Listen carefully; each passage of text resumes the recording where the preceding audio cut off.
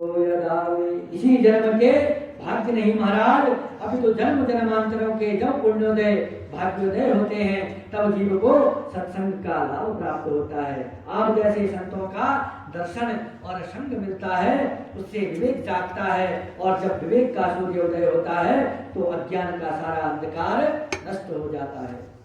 इसी बात को हमारे गोस्वामी कहते हैं, क्योंकि सत्संग की सरिता में सरोवर होने का सौभाग्य उन्हीं सत्पुरुषों को प्राप्त होता है जिन्हें गोविंद अपनी कृपामयी चुंबकमयी से खींचकर लाते हैं। वे न चाहें तो छुट्टी के लिए बैठे रहो, 7 दिन इधर उधर गोरख धंधों में लग जाओगे, पर एक बार भी समय कथा श्रवण के लिए नहीं मिल पाएगा।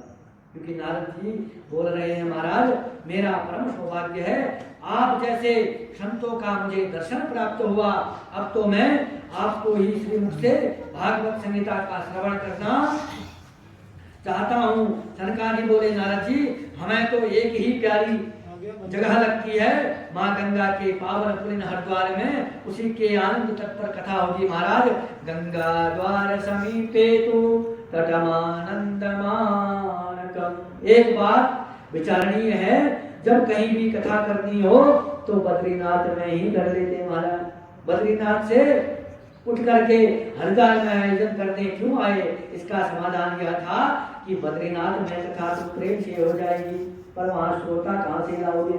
पर उसे काल की बात कर रहे हैं, जब लोग प्रायः वहां प्रयास करने को जाते थे, गिने चुने लोग बद्रीनाथ पहुंच पाते थे महाराज, और जो पहुंच जाते वह इतने सिद्ध कोटि के होते थे कि उनकी समाधि ही लग जाती थी। इसीलिए यह जो कथा हुई, यह बद्रिकाश्रम की पर्वतमालाओं में विराजमान जो सिद्ध कोटि के संत हैं, यदि ये सुनने चाहेंगे तो वे अपनी समाधि छोड़ करके हरिद्वार तक आएंगे।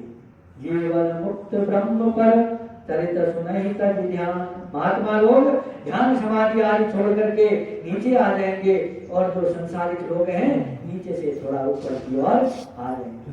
इसीलिए यह भव्य आयोजन वहां हो रहा है, भूमि हरिद्वार की भूमि पर कथा करना श्रेष्ठ होगा। तब नारद जी ने सनकादि चारों भैयाओं के साथ हरिद्वार की पावन भूधरा धाम पर नारद जी ने बढ़िया गंगा जी की रेती इकट्ठी करके एक छोटा सा मंच तैयार किया, और चारों भैया उसी व्यासपीठ बना करके विराजमान हो गए।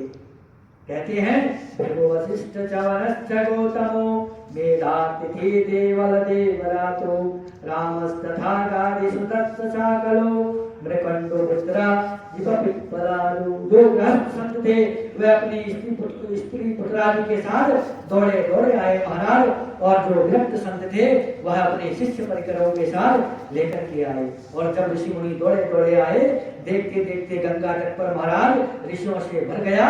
कोई जय जयकार बोल रहा है, कोई शंख फूंक रहा है, जय शब्दम नमः शब्दम शंख शब्दम सदैव जहाँ गंगा तट पर जय घोष होगा।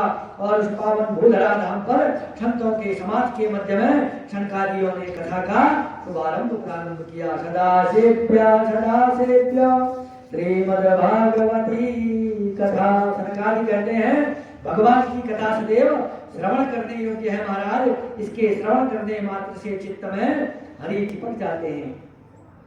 एवं वदंति दिव देव समाज मुख्या। ऐसे आकाश में खड़ा पूरा देव समाज कहता है, इन अभागों को देखो, भगवान के चरित्रामृत की पवित्र धारा बह रही है, और ये उसमें आचमन और अवगाहन नहीं करते। हम लोग अमृत का कलश लेकर के गए थे, फिर भी बहा दिया महाराज। इन्हें तो यह कथामृत सुलभ प्राप्त हो रही है, यह लोग इसका लाभ नहीं लेते। इसलिए उन जीवों के दुर्भाग्य पर देवता उन्हें गालियां देते हैं महाराज। सनकादि चारों भाइयों भागवत की महिमा मुक्त कंठ से गा रहे हैं। उसी क्षण एक दिव्य अलौकिक नाम संकीर्तन की ध्वनि सुनाई पड़ी। सबने क्या देखा? भक्ति सुतौ तौ करुणो गृहीत्वा प्रेमिक रूपा सहसा विरासी। भक्ति महारानी अपने पुत्र ज्ञान और वैराग्य के साथ सबके बीच में प्रकट होकर के ताता थैया करके नाच उठी और झूम झूम करके नाम संकीर्तन करने लगी महाराज। समस्त श्रोता समुदाय भक्ति मैया के साथ भगवान नाम संकीर्तन में लीन हो गया। कथम प्रविष्टा कथमागतेयम मध्ये मुनीना मिति तर्क